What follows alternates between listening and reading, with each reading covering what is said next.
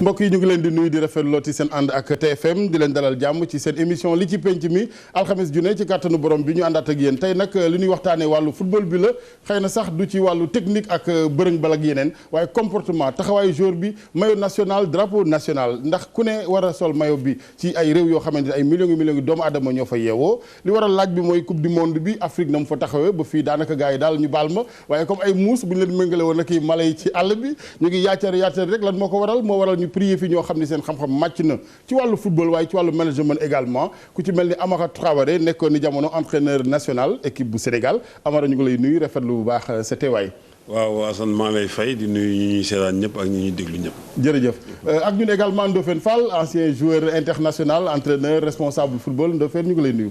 maa ngi lay fay di nuyu sunu mbokk yi ñuy seetaan. jërëjëf ñu gërëm également Moussa Ndaw ak RFM njël nañ ko ab diir moom it malgré coono beeg lépp mu ngi ñun ci plateau bi TFM Moussa ñu ngi lay nuyu di la gërëmati. maa ngi lay fay Assane di la nuyu di gërëm Amara ak Ndofène aussi. très bien ci téléphone bi dinañ ànd ak maître Augustin Senghor incha allah moom mooy président fédération football bu Sénégal ndax li ñuy waxtaane également bu weesoo mondial bi.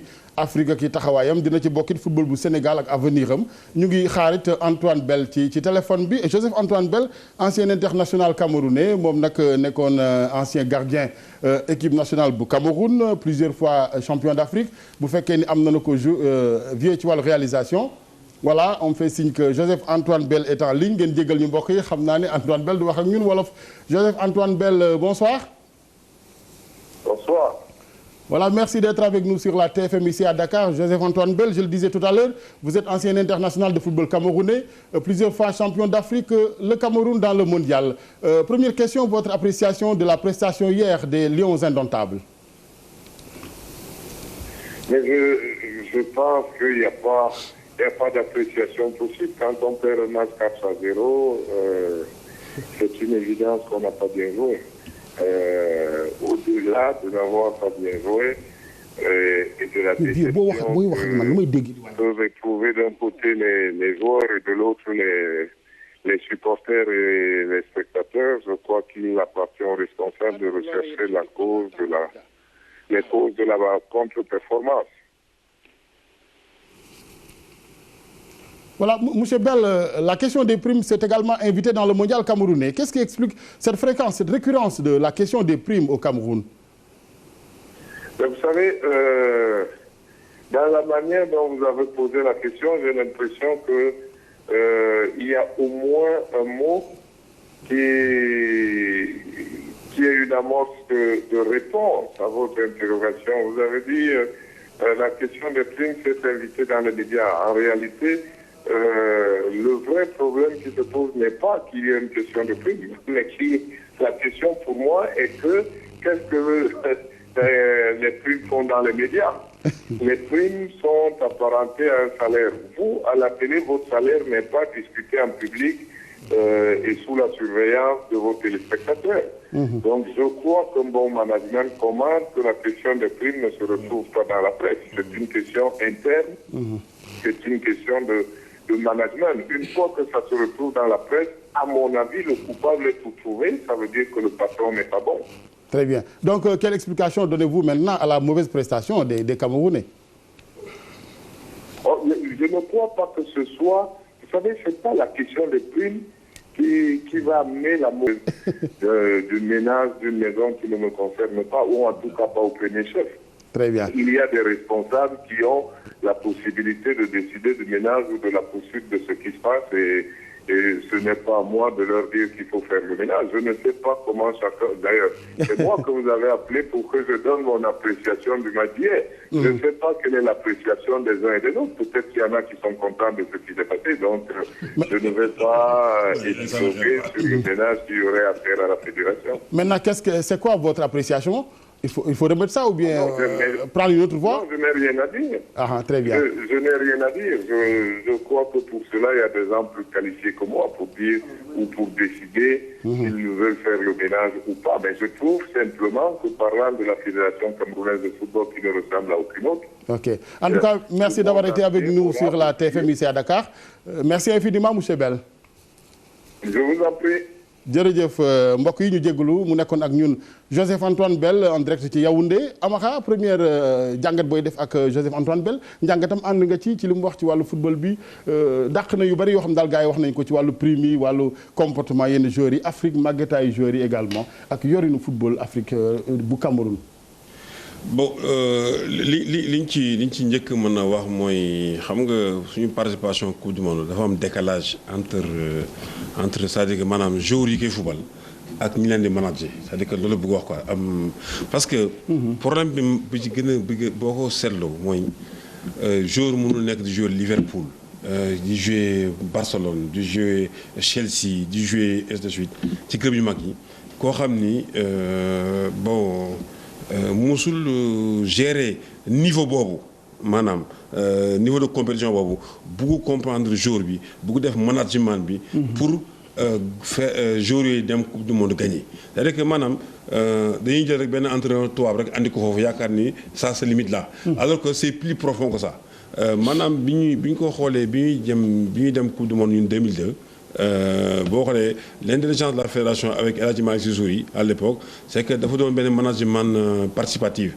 c'est-à-dire que moi j'étais le grand frère donc man nekkoon ci diggante bi ak joueurs yi donc ñu nag fédération dañu leen daje tout le temps di waxtaan nii lañ bëggee def ñoom ñu non ainsi de suite ba ñu trouver entente boo gisee et loolu ça tax na ñu gagné comment ça s'appelle ak présidence bi yu dugg même présidence de la République dafa ñëw dugg ci affaire bi ñuy waxtaan di ainsi de suite di sottante xel bon loolu bokk nañ ni ñu si sauvé beneen bi mooy gis nga wàllu prime c'est-à-dire que il faut pas ñu généraliser wàllu prime ci affaire Afrique boo xoolee problème maghrébin yi amuñu affaire duñu am doo leen dégg ci prime ñaari dëkk en général ngay dégg ci prime ñaari dëkk boo xoolee c'est souvent le Cameroun ak Togo boo xoolee même ñun Sénégal ñun weesu nañ loolu parce que Sénégal gën nga fi dégg Coupe d'Afrique wala Coupe du monde ñuy dem wala même match éliminatoire yi ñu ne am nañ problème prime parce que souvent nit ñi dañuy dajee bien avant waxtaan ko tënk ko signé ko ñu avance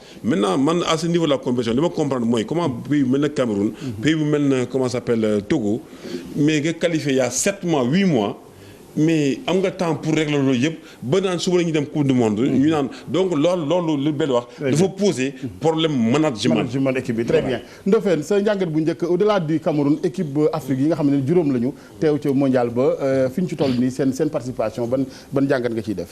participation bi moom dalagul xel liñ ci jotagut a gis wax dëgg yàlla dëgg neex yàlla. du loolu lañ seen woon mais ku am jàngat dëgg-dëgg war nga xam ni. ni football bi tëddee ak ni ñu ko yoree ci biir Afrique mënuñu ci am résultat boo xam ni dana dalal suñu xel. parce que boo jëlee volet par volet en général entraîneurs yi ñëw Afrique entraîneurs tubaab yi ñëw Afrique mooy ñi nga xam ni dañu bëgg a ñëw def Afrique laboratoire.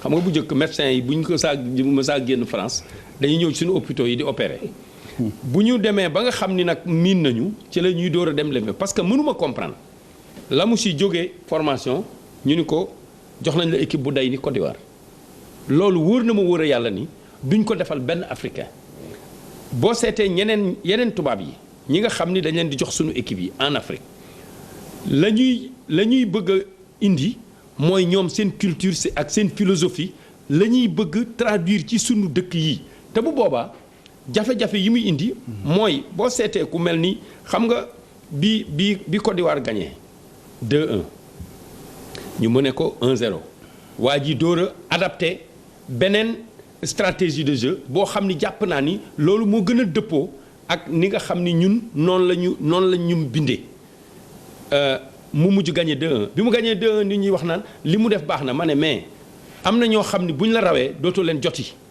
ndax li mu def moom ba dabee ndax du loolu la waroon a dooree. boo seetee waa ji yor Algérie même chose la def dafa ñëw taxaw ci camp yàlla may ko benn occasion mu dugal ko mu def ni mën na taxaw foofu ba match bi tas bi match bi tasee li wóor mooy même ci sport yi ñuy jàpp yépp waxuma football rek mais supposons boxe bu amee benn waay buy dóor benn waay buy bloqué.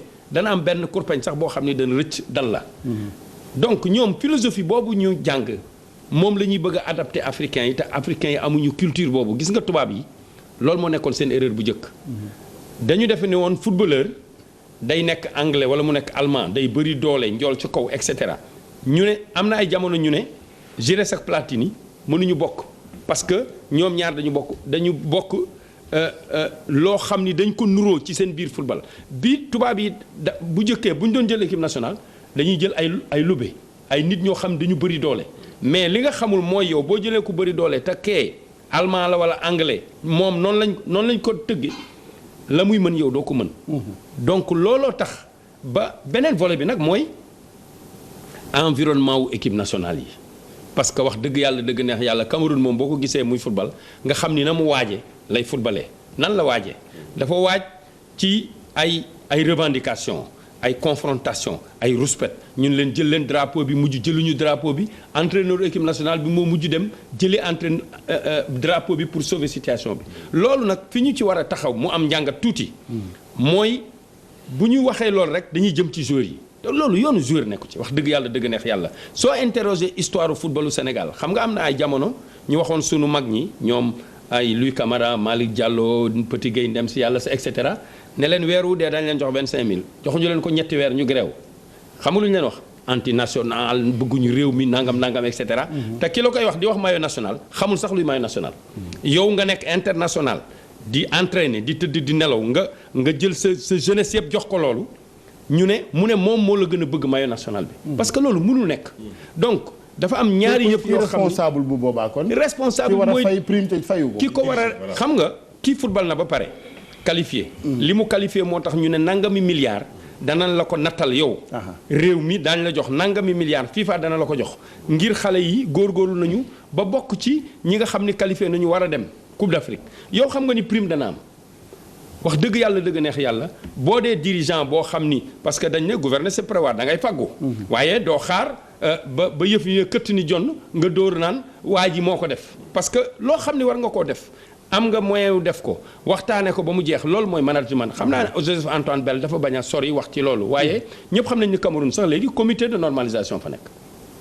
fédération ba am na fa ay tolof ba mujj gaa yi dellu foofa man jàpp naa ni ñoom ñi nga xam ni am na loo xam ni waroon nañ ko def te defuñu ko. bala ñuy wuti beneen responsable. nañ leen wax ñoom. ñu waroon na def te defuñu. bala may dem ci Moussa yow comprendre que Joseph Antoine Bell bi ma ko laajee mu lànk sori ci wax ji en tant que ancien international de football est-ce que yow bu doon yow noonu ngay taxawee parce que nag ñi war a wax bu ñu waxul ñu war a waxee wax ca bu ñu war a wax fu ñu waxulee yàq rek.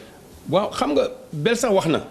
xam nga wax na avant l'avenir du football. wax na cette piètre prestation yan mesure la ñu war a jël. du fii sax laa ko déggee dégg naa ko bi ñu waxee ne joueur Cameroun yi bëgguñu seen réew et cetera mais bi ñu ko waxee moom tontu na nee na yéen damaa defe ni da ngeen di jaawale fi ngeen war a jëm du foofu ngeen jëm mais am na loo xam ni bu koy wax biir réewam dana ko wax biir réew man am na loo xam ni bu fekkee Sénégal la xewee te ma am fu ma ko waxee dinaa dem wax ko fa mais am na loo xam ni nag bu ñu ma ko laajee ci bitim réew du ma ko fa jël parce que dama jàpp ni la may régler sama biir réew fii laa ko war a régler am na solo Moussa Ndaw ci Afrique ak ni ñu taxawee ba fii daanaka ñu bari daal déception lañ ci am. waaw bu Assane booy xool jàngat bi par rapport ak premier tour yi mun nañ ne équipe Afrique yëpp joué nañu ba Côte d'Ivoire sax joué waat tey deuxième match am. donc jàngat boo si jàngat mooy lan mooy que déception am na parce que tout simplement équipe yi nekkuñu à la hauteur gis nañu équipe yëpp football boo ci xool Côte d'Ivoire moom la ñu xawoon ëpp yaakaar. par rapport ak joueurs yi fa nekk expérience bu ñu am seen ñetteelu coupe du monde bu ñu tegle donc doon nañu wax ne que poulam bi aussi waroon na mun a yomb pour moom pour mu génn. mais booy xool tey c'est vrai dañ leen gagné contre Colombie même si seen chance encore des na ba léegi mais booy xool Nigéria champion d'Afrique c'est-à-dire champion d'Afrique mooy mun Afrique. nga gis mu war a jouer Iran. nga xam ne su mooy naar yooyu non seulement amuñu pratiquement benn wala ñaar ngay lim ci seen ay joueurs yu war a nekk Europe yow nga am ay 23 joueurs yu nekk Europe nga ñëw ak Iran war a mun a joxe prestation vraiment bu nga xam ne bu faible noonu à ce niveau te yaay champion d'Afrique donc yooyu ça pose problème. beneen équipe bi Algérie comme ni Ndofène waxee aussi indi benn entraîneur bu nga xam ne moom dans sa tête pour moom Belgique bi may jouer moom ma gën a aay moom ma gën a fort ba ñëw jël équipe bi yëpp delloo leen si ginnaaw bàyyi ay Ibrahim de très bons joueurs yu nekk foofu et tout ay Feghouli nga teg leen ci ay tâches défensives ba équipe bi mujjee accusé fatigue ba mujjee perte. donc nga jëlaat aussi Ghana. donc mu vraiment coupe du monde bi suñu taxawaay ci équipe Afrique yi Assane. mais dafa catastrophique. c'est-à-dire catastrophique déjà au niveau de l'organisation comme lu ñu wax booy xool lu ñu gën a sonal mooy loolu Assane mooy c'est des joueurs professionnels c'est vrai. mais souvent dirigés par des amateurs. yu nga xam ne jéemuñu sax ne serait-ce que am lu ñu jàngat au contact même ci joueurs yooyu ñuy recevoir. lan moo xew fële ñu jéem ko copier pour jéem a bañ a mun a juum. boo gisee Cameroun par exemple 7e participation Assane muy dem coupe du monde. ba veille bi. joueurs yi yéeguñu avion ñoom ñuy wax ay waxu prime ba léegi alors que comme ni ñu ko waxee sànq Sénégal yooyu maîtriser nañ ko bu yàgg te pourtant benn yoon rek la ñu dem gëj nga dégg affaire u prime te yenn yi sax il paraît que dañ ko inventé woon sax souvent yu ci ëpp donc moo lay wan ne que équipe yooyu dañu am de sérieux problèmes en Afrique par rapport ak dirigeants yi yore seen football wër leen yoo xam ne dañu sori par rapport ak ce qui se fait deuxième beneen jàngat bi aussi mooy aussi il faut que ñu wax ko quoi Assane mooy faiblesse sunu talent yi quoi. moi je pense que ne aussi il faudra que ñu xoolaat aussi vraiment équipe yooyu dëgg fu ñu tolloon ak léegi fu ñu toll. Nigéria bi doon dem 94 fële aux États-Unis Assane doon nga lim Peter Rufai lim Okacha Finidi dem si yàlla Yekini amul Nike. mais au lycée da nga doon lim équipe bi ba. mais équipe bu Nigéria bii nga jël nii boo ci limee ñaar ci ngay yem. donc il y a un problème de talent qui se pose réellement. aussi talent amatul wala ci wàllu sélection bi. ah oui talent moom toxu na bu yàgg. dafay raar dafa toxu. lan moo ko expliqué. mais dafa toxu parce que lu ko expliqué mooy bari na raison yi bari na. mais booy xool dëgg bu ñu doon wax dafa am talent. mooy parce que dañ doon am ñun ay talent yu naturel. mais léegi ay joueurs yu ñuy teg mel ci benn formaté ci benn muul rek ne la yow lii nga war a nekk lii nga war a def. donc sa xalaat yow sax dootuloo ci jëriñoo. boo buggee def dara sax waa ji ne la non fii laa la yemale donc da ngay gis que ne day limité wu kese ci luñ ko wax. alors que avant da ngay improviser am intelligence ou di jouer ban entraîneur moom Moussa jàngal man reprise de volée amul ci kër àdduna mënuñu woon sax sol dàll ba la koy jàngal. mais parce que da ngay am qualité yooyu. cela veut dire tout simplement. que football avant tout Assane talent la d'abord. et que talent yooyu mooy tax après entraîneur ku mun a ñëw. jàppale la day yomb parce que dina xam ne que talent gi fii. da lay rectifier rek par rapport ak lu ndaw donc encore une fois. Assane problème organisation dafa posé wu dëgg sunu équipe yi en Afrique. beneen bi mooy le talent que équipe yi ñuy wax nii vraiment. par rapport ak coupe du monde bi nu jour yi di gaawee nu ñuy taxawee et tout. préparation bi ça veut dire que ne baaxul Assane. da ngay gis gars yi di dox wax sànq problème mu âge ak yooyu. même xam nga problème mu âge bi comme lu Antoine Bell wax loolu du facteur bu déterminant. xanaa ñoom ñoo gën a wér gis nga keroog. mais yëpp a ngi nii tey Assane sax 38 ans. est-ce que gis nga Cameroun seen défense bu yarax bi keroog. man foofu sax boo ma fa tegoon ma def lu tane parfois lan la gars yi dañuy teel a sonn. dañoo màgg mais parce que manque de préparation bi la. comme lu doon wax une fois que nga qualifié coupe du monde war nga am loo tegu. tey Yepes il a 38 ans. 38 ans la am. Colombien 38 ans. mais dafa tenir en échec ñoom Gervinho ak yooyu. donc problème mu mais c'est surtout problème de préparation. Moussa am na loo xam ne xëy na Amara du ci entraîneur du ci préparation mais ni joueurs yi yenn ci joueurs Cameroun doxalee di xeex seen biir yow nga nekk ancien entraîneur national bu doon yow nan ngay doxalee ak joueurs yoo xamante ni dafa sax bett arbitre bu ba réagir moom du ñaari joueurs adversaires yu xeex mais ñaari partenaires yu xeex. waaw xam nga El Hadj Assane donc balaa may sa rëxu foofu dama lay ñaan. non parce que xam nga man. dama bëgg a leeral aussi débat bi. c'était pas pour vraiment continuer li ñoom DER di def. on parle de comportement du joueur du maillot national. du drapeau national ak nees di def parce que vraiment n'est pas représentant d'un peuple qui veut n'importe qui moo tax ñu indi waxtaan wu ni mel. comportement joueur bu ma toog entraîneur bu ko nekkoon. dina ma jaaxal ma ne kii naka lay réagir. nga gis ñaar ñoo xam ni seen réew dañu nekk ay millions de personnes yóbbu ca 23. ñuy mbëkkante ci biir terrain bañ a jiital drapeau national. xam nga balaa may ñëw foofu. danga bu wax ci affaire li Moussa wax léegi gis nga coupe du monde expression continent la c'est-à-dire que continent bu ne da ngay ñëw wane li nga mel c'est-à-dire que koo xam africain football mooy mooy dribbler mooy feinte mooy c'est-à-dire que mooy luxus ay gestes daal. léegi bu ñu ñëwee ñu dugal leen ci benn système boo xam ne dañ leen di cadenasser c'est-à-dire que dañ leen di brider c'est-à-dire que du ñu mën a exprimer wu. regarde xoolal maanaam équipe yi dem quart de finale coupe du monde Afrique yëpp mooy c'est le Cameroun. bari xool équipe Cameroun ni mu fubalee.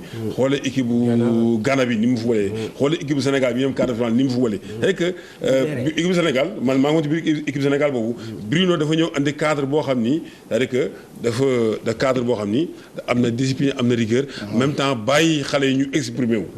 moo tax gisoo. ñu dem ku def coupe du monde léegi nag il faut que africain dellu si waat ci loolu. maintenant si problème comportement des joueurs problème comportement bi wax. gis nga am na ñoo xam ni tout dépend de la préparation ak ci cohésion ak dynamique de groupe ak aussi ci entraîneur bi. nu muy préparer xale yi maanaam sur le plan psychologique wax leen moom li ma bëgg def parce que am na ñoo xam ne joueur bu ko demee ba def ko rek c'est parce que amoo jël ñu ay matukaay ci kanam mooy problème management toujours. bon maintenant aussi nit mën na prévoir lépp c'est-à-dire que même état da ngay prévoir yëpp am na ñoo xam ne bett la. ay cas de figure ba li am kenn. mais le problème égo aussi entre joueurs yi wàllu personnalité seen biir. mais bien sûr ak entraîneur bu am léeg-léeg complexe ñu maa ngi dégg léeg-léeg gars yi ne da ngay gis joueur boo xam ne moo ëpp lu muy fay ko ça ne veut rien dire. non ça xam nga joueur lu mu ragal joueur leen la ragal joueur compétence la ragal joueur bu amee bu gisee entraîneur bu nekk ci kanamam di ko jàngal xam-xam. mu xam ne kii am na xam-xam décision da koy respecté. bokkul ci ay salaire yu salaire d'avoir. maintenant am na loo xam ne comme li am démb kooku même entraîneur bi dafa bett ñëpp. c'est-à-dire que joueur ñëw ba ci biir di xeex di yow nga war défendre mais xam nga gis nga maillot national boo ko solee balaa nga koy solo bu ñu la convoqué. fara sa comportement war njëkk a commencé. parce que da ngay xool ci 13 millions de Sénégalais yow nga am chance boo ko ñu jël 23 Sénégalais yoo xam ni. yow lañ jël pour nga représenter réew. mais déjà kooku war nga am comportement war nga c'est-à-dire que war nga nekk ci beneen monde daal. ba wax xaar leneen que damay ñëw di xeex sama partenaire. wala damay ñëw di comment ça s'appelle di am yenn comportement yi ainsi de suite. donc li am démb kooku loolu li ñu war a def li am démb ñaar ñooñu waratuñu fubal. ba tournoi bi jeex dañu war a sanctionné. après nag xoolaat seen cas. très bien et puis Afrique rajo Assane ngi Afrique nañu tant que bàyyiwuñu aussi tant que bàyyiwuñu bu ñu jógee coupe d'Afrique ay coupe du monde. bu ñu ñëwee naan ay problème gis nga joueurs yi seulement yi. kenn gën a bëgg leen bëgg seen réew. kenn gën a nekk patriote. c'est-à-dire que bu ñu jógee campagne yooyu c'est-à-dire que xam si la ñuy nekk way fay nañu prime way kii dafa doon xeex ak kii xam nga ba pare dañuy li gën a am essentiel. mooy maanaam nu équipe bi footballé. nan la ñu war corriger. nan la ñu war def lii. loolu duñ ko xayma. foofu la ñuy teg topp information people bi. ba nga xam duñu topp essentiel bi. pour mën a kii ñëw ëllëg corriger. pour mën a continuer ci loolu. très bien am na solo loolu aussi débat yu mel noonu yéen a koy provoqué c'est-à-dire mooy li may wax rek ñu war a wax bu ñu waxul ñu war a wax rek ay wax. ñu ànd ak Kambel Dieng ci wàllu reportage Afrique ci mondial bi ñenn ci doomu Sénégal ni ñu gisee prestation bi déjà nga xam ne mu ngi sooxee gum ak Boubacar Kambel Dieng. xam ngeen ni fan yi moom mooy xew-xew li nga xam ne moo ñu gën a soxal nag mooy équipe bu Afrique yi seen taxawaay nan la ko askan wi gisee baax na wala baaxul lan lañ ci war a yokk ak tamit ci kan la ñu yaakaar wala ci ñan la ñu yaakaar. gestion des matchs du début à la fin parce que société Ghana nu mu joué keroog ils ont sorti un grand jeu pour égaliser. franchement mooy loolu quoi parce que Cameroun premier match xam nga la waroon Mexique la warul woon kii bàyyi mu dem quoi. boobu c'était jouable quoi mënoon na lijjanti. Mexique dafa bari doole Mexique mi ngi nii te match nul ak Brésil. ah mais xam nga Brésil grande équipe la c'est normal c'est l'équipe à battre aussi parce que moo organisé kii équipe bu daje ak moom c'est normal nga football public bi da ciy jouer en plus quoi mais Cameroun moom le cas de Cameroun c'est un peu critique. Nigeria tamit mën na tànne quoi moo Ghana aussi Ghana bon premier match ils ont manqué de réalisme mais kii ëpp leen doole quoi États-Unis c'était jouable ñoom neexoon nañ quoi moom ñoom mënoon nañ ci génn. mais le problème en est que ñun Afrique fii nii gars yi gëmuñu seen bopp quoi c'est-à-dire ils jouent pour ne pas perdre. ok loolu nga war a jouer pour gagner. merci loolu la man loolu laa gis quoi parce que africain ils jouent pour ne pas perdre pour sauver l'honneur te loolu ñun war nañ dépasser loolu quoi parce que tubaab bi li ñu mën ñun war nañ mën lu raw loolu. Afrique ba léegi des na Côte d'Ivoire nag am na jom bu fii mu toll nii bu dolloo góorgóorlu am na yaakaar ni dina yegg fa ñëpp di xalaat.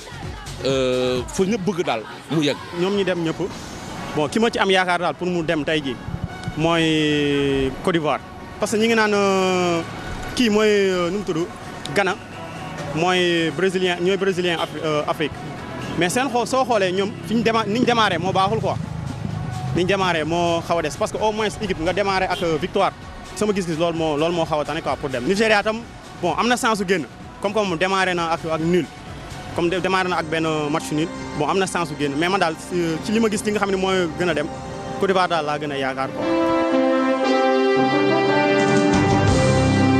équipe bu Afrique yi ñoom quart de finale rek la ñu mos a yem. Ghana moo ko defoon Sénégal ak Cameroun. waaw est-ce que yaakaar nga ni ren jii daanu dem ba demi-finale jouer sax finale. bon loolu nag dina xaw a difficile parce que football moom kenn du ne mën na dem kon mënuñu dem bon lépp nag mi ngi si loxoy yàlla. mais ñun suñu football kat yëpp ñoom ci club yi mag yi la ñuy football ñoom Yaya Touré ña nga Manchester City ñoom Song ña nga Barcelone ñeneen ak ñoom Eto'o ña nga Chelsea. waaw loolu am na mais soo xoolee ñoom suñ nekkee ci club suñ nekkee seen club ci la ñuy gën a dox ko suñu équipe nationale. ñëpp du ñuy daj ci championnat yi alors ñi nga xamante ni ñu seen biir amatul benn complexe bu tax que ni ñu naan Afrique bu sore peut-être lan laa wax rek mooy au début rek mooy gestion de match yi ak mental bi européens yi am ñun aussi loolu moo ñu dese que ñu suñu joueurs yi nañuy xarañ xam ni vraiment le maillot national amul dara lu ko gën. Sénégal ci boppam waroon na mun a yegg tey ca mondial bii ñuy seetaan ñëpp di seetaan nii. loolu métti na la xanaa de Sénégal waaw métti na ma trop. waaw métti na ma trop ndaxte wax dëgg fa yàlla bu fekkente ne góorgóorlu nañu boole ci ak jom bàyyi iñaanante ak wax yi fédération bi xoolaat boppam dañuy dem ba faw. gaynde bu demee ci àll day rëbb daal di fàgg andi si kër gi nag. nan la ñu mën a def ñun Sénégal bay di mën a bokk ci rendez-vous yu mag yi. ci rendez-vous yu mag yi bon mooy jom fula fayda comme en 2000 équipe 2000 bi 2002 ñooñu lañ wax ni ñoom parce que ñoom loolu lañ gëmoon mooy que ni ñoom liñ gëm mooy jom fula fayda fayit après mu jeex li yàlla def mais équipe bi soo xoolee ku nekk si sama gis mooy que ni ku nekk da ngay indi que da ngay ñodd que ni yow professionnel nga alors que équipe bële dafa nekkoon ñoo xam ne ay ñàkkantekat lañ dem lañ gagné ñoom loolu lañ gëmoon. raak xam nga teg metti gagné ñëw mais actuellement soo xoolee ku nekk dafa mel ni dafa indi que ni man professionnel la affaire yooyu noonu xam nga il faut mu la maillot quoi c'est ça. ñi ngi seen ginnaaw di jàppale équipe nationale bu Sénégal ay gaynde la. doomu Sénégal yi kon ñi ngi suivre bu baax li nga xam ne moom moo di coupe du monde bi la leen metti nag wax nañ ko mooy ñàkk a teewu Sénégal wax nañu lan la ñu mën a def rek pour di teew foofu léegi. kon El Hadj Assane ñi nga nekkal foofu ci plateau bi ay borom xam-xam lañu dama leen di bàyyi ngeen àggale seen plateau. ñi ngi seen ginnaaw di jàppale équipe nationale bu Sénégal ay gaynde la. jërëjëf Kambel xam naa bàkk bi namb nañ ko il faut ñu delluwaat mondial Ndofène Amara Moussa Ndaw ñu ngi ci jokkoo bi ak président fédération football bu Sénégal maître Augustin Senghor moom it daañu ko laaj kañ la ñuy yóbbuwaat ci ndaje yu ni mel bu ko defee réew mi riir maître maa ngi lay nuyu di rafetlu sa ànd ak TFM.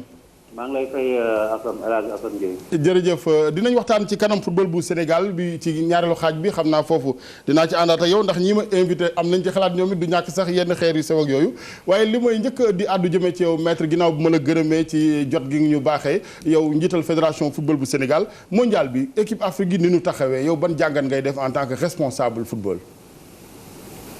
jàngat bi may am jàngat bu simple la. li ñu gis ba fi ñu toll wane na ci wàllu waajtaay parce que ci foofu laa ko gën a gisee man que ci leneen. ci wàllu aussi ni ñuy duggee ci compétition bi maanaam approche mentale bi des na lu bare parce que booy xool bu baax suñu équipe yi yu ci bare même Côte d'Ivoire ci premier match am gis nañu ne ni ñu duggee ci compétition bi baaxul. parce que équipe yëpp dañu leen teel a jiital. ci football bu ñu lay jiitalee presque mën nañ la te li koy indi mooy ci sama xalaat africain yi tollooguñu foo xam ne dañu jël compétition bi au sérieux xalaat ne demuñu rek pour maanaam egg coupe du monde mais dañuy dem coupe du monde loolu kii lay doon daal maanaam début benn compétition boo xam ne liñ ciy séntu du bokk rek mooy dem egg final.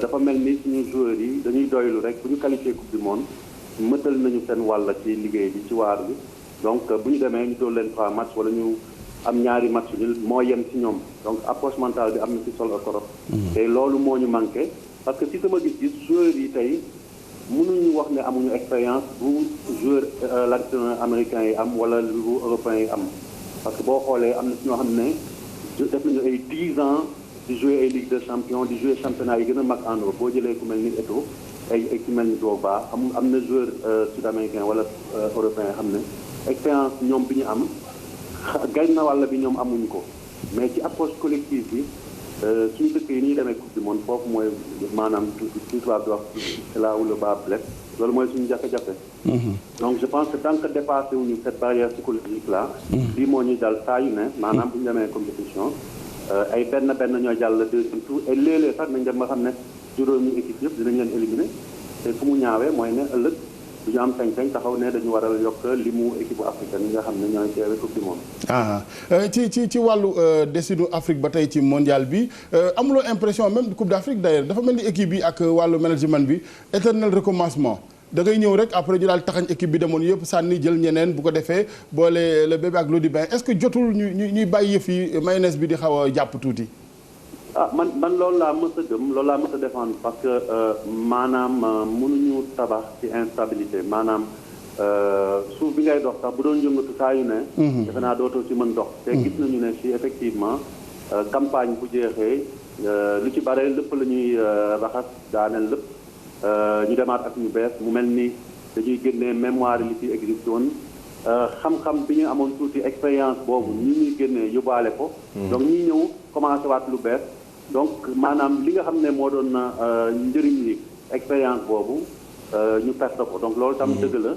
et bu ñu xoolee tamit à des niveaux différents dëkk boo gis même jafe-jafe yi mooy am boo waxee Afrique rek instabilité au niveau des fédérations instabilité aussi au niveau des staffs techniques instabilité au niveau des groupes parce que même tey boo xoolee suñu équipe nationale yi match bu nekk nit yaa ngi bind di laaj ay changement joueur parce que joueur bi raté na benn passe match yi wala def na erreur mu am but ñu ne non nañu ko génnee indi keneen te équipe nationale mënul doxee noonu parce que équipe nationale la ñu wax waxuñu sélection boo xam ne dañuy ñëw football noonu rek dem da ngay tabax loo xam ne ci dafa laaj diir pour que mu mun jur dara ëllëg dëgg la loolu nag may ñu ko jot suñu équipe yi merci jërëjëf maître ba ci kanam ci ñaareelu xaaju waxtaan ni dinañu àndaat ak yow maître Augustin Senghor njiital fédération football bu Sénégal kon daf may rek Amara rapidement ma am rey dugg ci football Sénégal d'ailleurs ci wàllu éternel recommencement bi ak it Alain Giresse ak équipe bii fi ne ban jàngat nga ciy def Amara Traoré am nga ci yaakaar.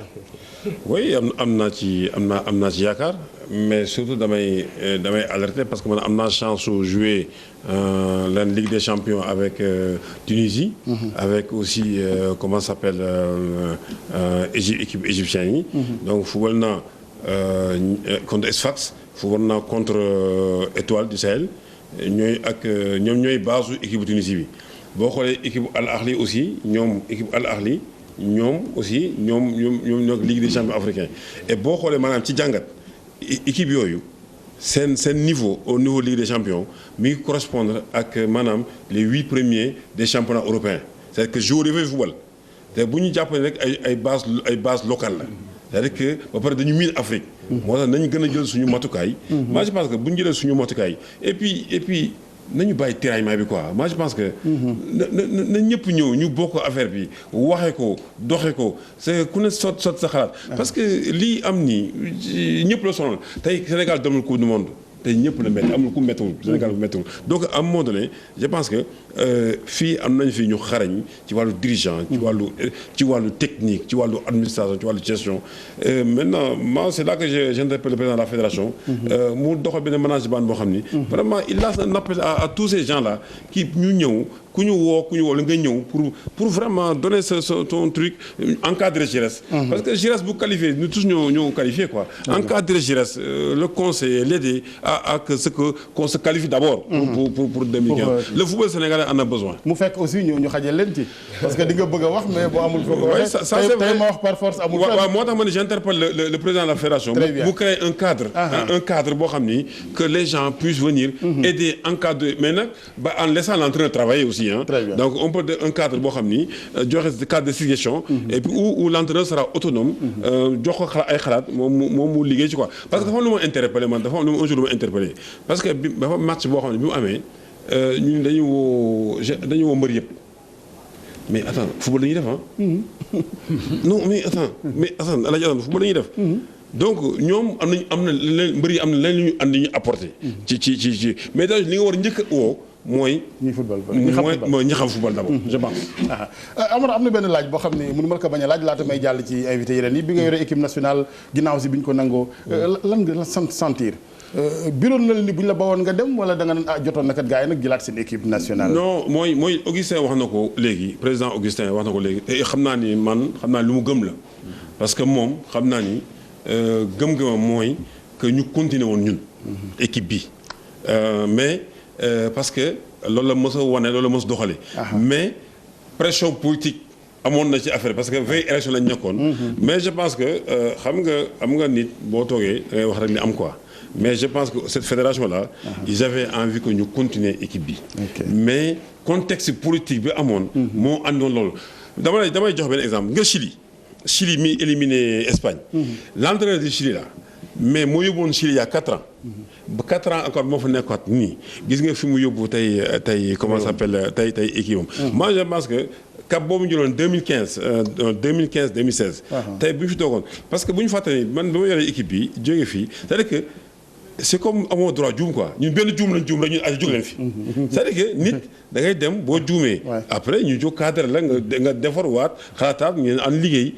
mais je pense que bu ñu defoon loolu. et puis même j'interpelle gis nga bu ñu defoon loolu je pense que dañ jóge fii même campagne bi ñu nekk nii damay ñaan ñu dem ci ak xel ak xalaat. ak lu mënti am. ñu toog mais c'est surtout ça qui m'intéresse ñu toog ñu waxtaan ñu corriger. c'est-à-dire que bu ñu tas yëpp baaxul nañu évaluer. parce que xam nga fii erreur bi ñuy def boo jógee coupe d'Afrique wala coupe du monde day ñëw ni def rapport boo leen laajee rapport rek mooy dàq nañ la. parce que te rapport bi ñan ñoo koy évaluer non rapport bi ñan ñoo koy évaluer en général c'est le comité exécutif. moi je pense que le premier rapport ñi ko war a évaluer mooy c'est la direction technique avec une direction technique très forte. la direction technique bu defaree rapport boobu évaluer maintenant jébbal que ñi nga xam ni ñoo nekk ci kaw direction technique mooy ça rek maanaam le comité exécutif. bu après nag ñoom direction technique dana joxe ay suggestions li ñu war a def mais regarde par exemple bi ñu jógee CAN. Abdoulaye Sarr limogé Mayacine limogé Amara Traoré limogé Amsata limogé c'est-à-dire que ñi ngànkoon maanaam technique bu football ci wàllu football. amul kenn ku fi taxoon pour jàppale c'est-à-dire que kii Giresse. gunge Giresse wax li am li ci biir et de suite. et après ça heureusement que Mayacine ñëwaat na. donc je pense que yooyu mën nañu ko di. mën na ñàkk quoi mën na ñàkk gars yi parfois dañuy déglu mbedd mi quoi c'est ça. ni nga ko waxee mën na ñàkk nag politique bi parce que aussi gars yi dafa am pour lu bëgg a dem suñu bàyyi ba jub seen élection Amara Traoré di leen yóbbu nduluñ ndofeen ci wàll woowu football bi allez joxe. waaw Giresse de yaakaar naa ni li tax ma gën a am yaakaar mooy yaakaar naa ni def na ay njuumteem. boo seetee éliminatoire bii ñu joué Côte d'Ivoire ñaari yoon xam nga moom rek moo mënoon xalaat équipe boobu mu yóbbu Côte d'Ivoire ba ñuy dem premier tour bi ñu demee Côte d'Ivoire ñu bëri am na xalaat bu ñu amoon. waaye comme ni ko Amara waxee booy door a ñëw cim réew il faut nga am ay ndëgg sërëx yoo xam ni bu fekkente ne amul ay nit ñoo xam ni ñoo la wër te nekkoon mémoire bi di la wax moytul fii tegal sa tànk fii yëkkati ko fii. parce que gis nga ñun bu ñu def lenn loo xam ni dañu yaakaar ni ñun dañuy def lu bees. Aimé Jacquet bi muy dem coupe du monde. ñi ko wëroon mët na au moins 30 à 40 personnes. Stéphane Kessie bi muy dem coupe d'Afrique ñi ko waroon mët na peut-être une vingtaine de personnes. mais foofu ma gën a dëgëral. gis nga moi j'étais professionnel en France. gis nga comment ça s'appelle kii Jacquet bi muy dem coupe du monde. xam nga lu moo ci def Jacquet dafa dem tourner ci comment ça s'appelle ci tous les clubs professionnels. moi je me rappelle j'étais à Metz. nekk professionnel à Metz dafa ñëw suñu vestiaire. ñëw def fa discours wax ak ñun wax ak entraîneur bi. ni ko pour li mu bëgg quoi. ñu ñëpp jàppale ko ci pour confirmer Ndofène. waaw loolu da lay won ni. lu ñëpp bokk. da ngay fexe ba ña nga xam ni am nañ ci am nañu yaakaar ci ñoom. ku ci nekk la mu am ci xalaatam mu indil la ko. du tee du wàññi dara ci yow. bu desul dara lu dul décider. yow yaay décider. li tax ma rafet njort mooy yaakaar naa ni ba Giresse ñëwee ba léegi jàpp naa ne am na ay njuumte yu mu def njuumte yooyu xëy na dootu ca jaar am na fu mu toll fi mu ne gëm naa ni xëy na gën na jaxasoo ak sénégalais yi ba nga xam ni gën na leen a ñeme. yaakaar naa it nii ma déggee Augustin di waxee te man xam nga pratiqué naa Augustin xam naa itam yaatuwaay boo xam ni am na ko ba bu doon moom ak sagom rek. gëm naa ni képp koo xam ni yaakaar na ni war nga cee indi sa benn xorom wala dara lu mën a yokk yëf yi. dana xeeb bu fekkee defe nañ ko noonu. gëm naa ni dana parce que ñun yenn problème yi dépassé nañ problème mu regroupement problème mu transport problème mu hébergement problème mu logistique. maintenant amaguñu terrain yu baax de infrastructure yi. waaw stade Léopold Senghor nga xam ni. foog naa Moussa moo fa njëkk a taal caax yi. tey Moussa xàmmeetoo stade ba. il faut loolu aussi ñu wax ci. maa ngi naan il faut que ñu changer sax tur bi. parce que changer tur bi. waaw ça n'honore pas ak son frère. depuis 15 ans. c'est vrai que lu ñu wax am na part de vérité lu bari Assane mais encore une fois.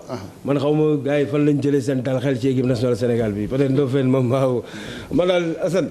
amoo ci yaakaar. gisuma non lu ma gis ni darul xel Assane bari naa marom aussi. du encore une fois.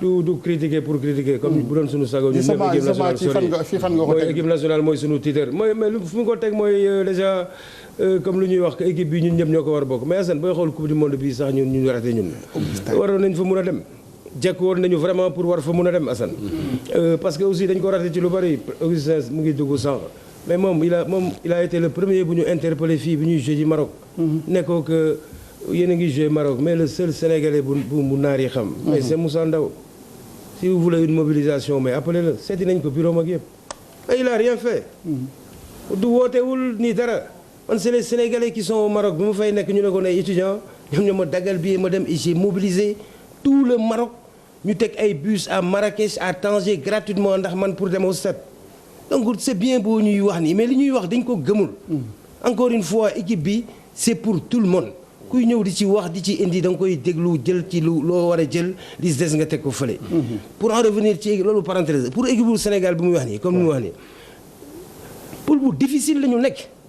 comme loo mën a wax tout Égypte la ñu am ak Tunisie. ñooñu ñun lu ñuy lijjanti ñoom pare nañ ko bu yàgg seen ossature seen équipe taxaw na Chili bi muy wax nii. Chili joué na ak Tunisie seetaan na leen avant ñuy dem ak Égypte. mais Égypte 2-0 la ko mëne 2-0 il a fallu égyptiens yi dugalaat changer seen gardien dugal seen gardien wu 40 ans et tout ça pour que Chiliens yi ñëwaat donc encore une fois ay match yu métti ñoo ñuy xaar contre la Tunisie ak contre l'Égypte Ndofène et on n'est pas prêt parce que équipe nationale match yi mu wone Assane après match su Casa boobu maa ngi dégg Amara une fois sax di naan way le match de Casablanca n'a pas sorti tous ses secrets wax na dëgg parce que match boobu ça n'a rien à voir c'est vrai que dañ koy bëgg a jël comme référence mais bokkul ak match yi ñu war a ñëw et que depuis ñu jël ko référence yeneen match yu ñu gis yëpp gis nga ne Kosovo du ma ci sax wax bon beneen match amicaux yu ñu def ay nul la contre ay Mali ak yooyu donc encore une fois équipe bu Sénégal bi elle l'inquiète par rapport ak yan jubbanti nga gis yow yan jubbanti nga gis mais xanaa boo amee jot mën nañ ci wax ba suba mais autrement moom jubbanti yi dafa bari ah oui dafa bari comme lu nga wax déjà entourage bi déjà équipe nationale entraîneur bi dafay gestu kan lay gis entourage bi déjà c'est un problème nga wax au niveau de la fédération comme lu ñuy wax nii encore une fois ñan ñoo nekk au niveau de la fédération entraîneur bi kan lay waxal foofu ban ku mës a joué koo xam ne professionnel entraîneur bi mun na gestu wax ak moom wala ñu mus a dajeek moom sax ci terrain mais y en a pas le problème encore une fois dafa am décalage suñu football professionnels yi fa nekk ak ñi ko yor mooy ñi fa nekk c'est des professionnels alors que ñi ko yor dañuy liggéey seen bureau ba 18h ñu wàcc jaar fédération signé ñaari chèque xool courrier demaat ñibbi alors que yow lii c'est ta vie 24 heures sur 24 mais le fossé est énorme donc il faudra encore une fois pour que ñoom ñu mun a egg au niveau de ces jours Assane pour que ñoom bu dee xam ne dañu retraité wala ñii dara sax mais que liggéey bi loolu nekk seen liggéey bu ñu leen di fay 5 millions par mois sax ñu nekk ne loolu lañ leen di fay. ñu nekk 24 heures au service de l'équipe nationale. mais mun loo nekk sa bureau ba 18 heures nga wàcc ñëw xool kii lu mu def toute la journée nga ñëw bureau ba xool signé ñaari lettres et tout dem. encore une fois bu ñu nax suñu bopp. autrement comme tu dis suba encore réveil yu métti ak wax sa xalaat yu dul jeex. on est tous contents que ñun. ñu qualifier tout le monde. Colombie bi gagné tey Côte d'Ivoire. Olympique yi sonal nañ leen. 2-0 ñu revenir à 2-2 ça veut dire que y a de la qualité. Ça veut dire que y a de la qualité. Encore une fois. mais yorin bi quoi. exactement. très bien Moussa ñu jël ñaari seetaankat laata ñuy delloo Augustin Senghor xajal leen mbokk yi également di ànd ak TFM ñu jël ku njëkk gi maa ngi lay nuyu sëñ bi allo. allo. waaw sëñ bi ñu ngi lay nuyu yow la kan ak rapidement sa contribution.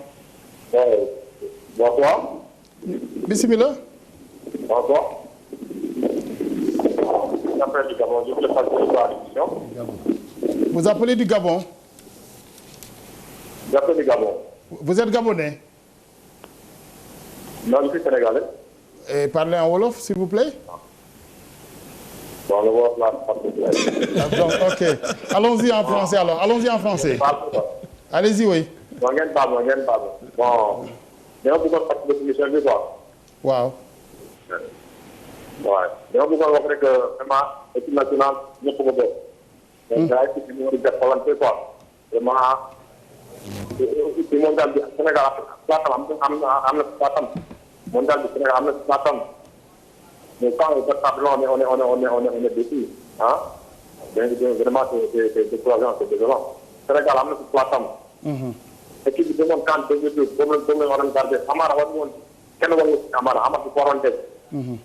Amara du ko waroon bàyyi mu liggéey li ko waroon bàyyi mu liggéey mu fëtt liggéeyam instant bi kenn liggéeyam bii kenn saaf dina day dem war na tuuti. voilà pare ay ñu dem daañu ñu defata 0 moins à 0. depuis ñu dañu am de construction de solution c'est ça. merci équipe bi même suñu dañ ko war a bàyyi mu continuer.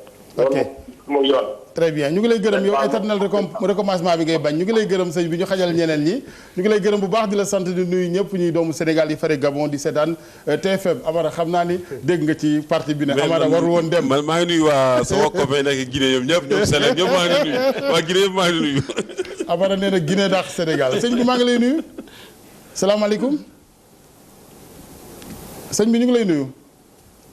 waaw kooku amul teewlu gi bu fekkee maître Augustin Senghor mu ngi ci ligne bi réalisation bi ñu moom tam ànd ak moom président fédération football bu Sénégal am nañu yéene moom it àndaat ak moom vieux voilà mu mel ni kon teewagul ñu daal di eggale rek ci wàllu njàngat mbokk yi maa ngi junj sànq affaire infrastructure quand même mënut a ñàkk vraiment je pense que aussi football bi résultat boo ko soxlaa nag da nga ciy def nag mooy lay yóbbu ci yooyu résultat nag c'est-à-dire Sénégal li ñu bëgg à moins nga nekk luxuskat amul fenn parce que mondial quand même du ay caaxaan coupe d'Afrique du ay caaxaan nga naan ma amoo stade di dem di xaaraani stade mais quand même jot na loolu dakk bu ñu bëggee def professionnalisme. mais El Hadj Assane kooku je pense que am nañ ci ay jéego quand même parce que boo xoolee tey am na Sénégal am na loo xam ne amu fi woon tey maanaam stade yëpp stade région bu nekk am nga benn stade. léegi waaw fa laa jëm ci waaw. am na stade mais stade yi moo gën li fi nekkoon c'est-à-dire que li fi nekkoon. ay suuf la woon quoi. boo xoolee suuf la woon c'était difficile mais au moins daal am nañu ay terrain synthétique mais li mënul nekk mooy. gis nga FIFA bi ñu suspendre. non CAF bi ñu suspendre en fait CAF suspendre ñu CAF dafa li muy wax CAF dafa di dem leen ngeen defar stade. moo tax mun dama stade dama kii fii. dafa CAF dafa war ni am nañu stade mu suspendre stade Amitié boobu la ñu war a am de suite pour defar stade Léopold Sédar Senghor. gis nga aujourd'hui am na beneen problème bu amat aussi gis nga suñu stade yëpp synthétique la aujourd'hui alors que la coupe du monde ak même dafa day jouer ci xale yi xam dañuy dem def ci test en Europe. parce que ñoom ñëpp ci synthétique la ñuy football te bu ñu demee test en Europe ci ay terrain gazon la ñuy jouer c'est-à-dire que appui yi du nekk benn. donc moi je pense que stade Demba Diop. bii stade kii bii. Amitié. nañ ko defar normalement war nañu weesu fii naan ndax dana pare du pare benn. Thiès nga stade de Thiès boobu. Thiès am na benn Lat Dior nañ ngir yàlla nañ ko def gazon. ngi Thiès mën na am gazon Saint-Louis am na ñaari stade Saint-Louis mën na am gazon Casamance am gazon gis nga axe boobu ñenn kii yooyu bu amee gazon mais mën nañu organiser coupe d'Afrique parce que am nañu capacité bi. très bien mais infrastructure yi stade l'Amitié moom xam naa ni door nañ ko. mën nañoo rafet njort parce que le 6 la. xam nga lii problème bi mooy. le 6 bii. non le 6 septembre la ñuy joué. xam nga lii problème bi mooy du rek nañ ñu jox na stade bi pare. le 6 na stade bi pare avant.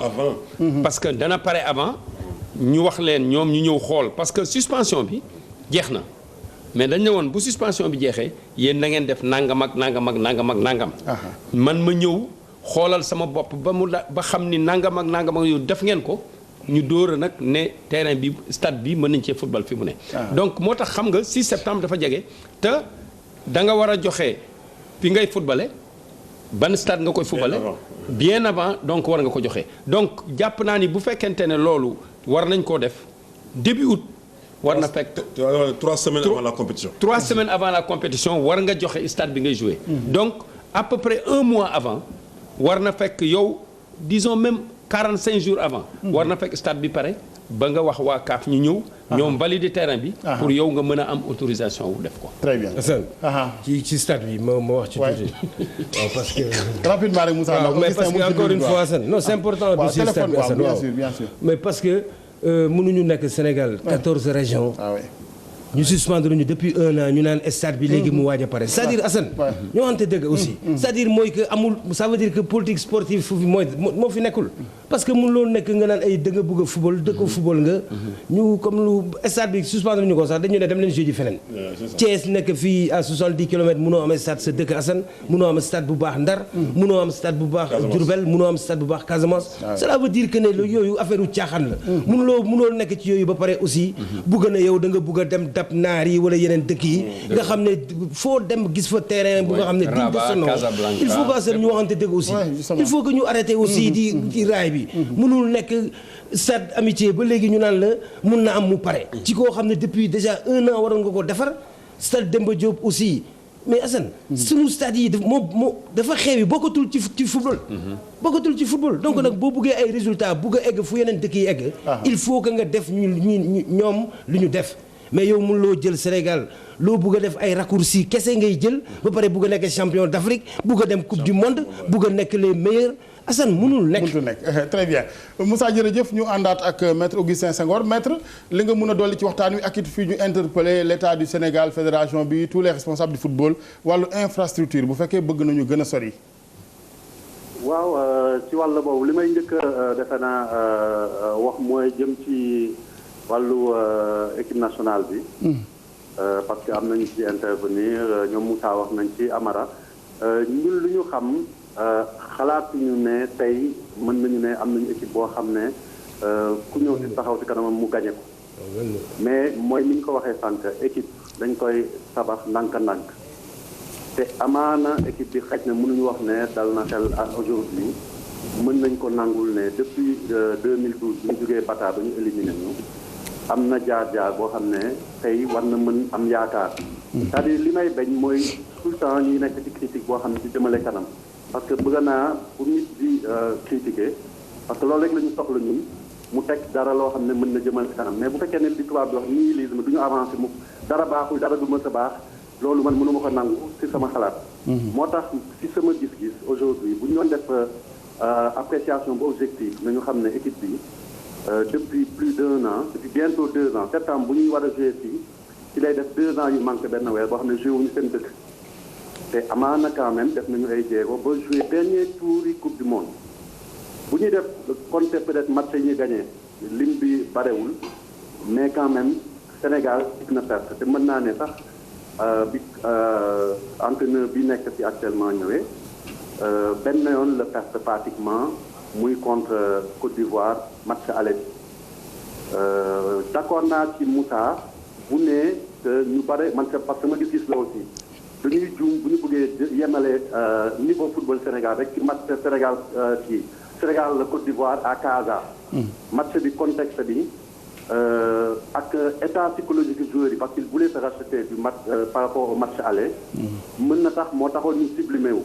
mais mënuñu ne équipe bi deful ay jéego xale yi ñu ngi góorgóorlu te li ñuy wax environnement dafa am solo man maa ngi ak ñoom je sais que au niveau de l'état d'esprit beaucoup de choses ont évolué ces joueurs aujourd'hui je sais qu'ils sont prêts à se sacrifier pour leur pays ne serait-ce que parce que tey lim ngeen le responsable de la fédération ak yi Côte ivoirienne qui disait que pour la Coupe du Monde ils ont mis 13 milliards ñun fii léeg-léeg pour mëtal 150 millions pour compétition sax dafa nekk suñu niveau ay prime dafa limité tey man kooku am naa sañ-sañ parce que expérience moo tax moo xëy na bi ma nekkee ci biti beneen gis-gis laa ci amoon tey suñu niveau de motivation joueurs yi bokk na ci gën a faible en Afrique par rapport suñu statut équipe.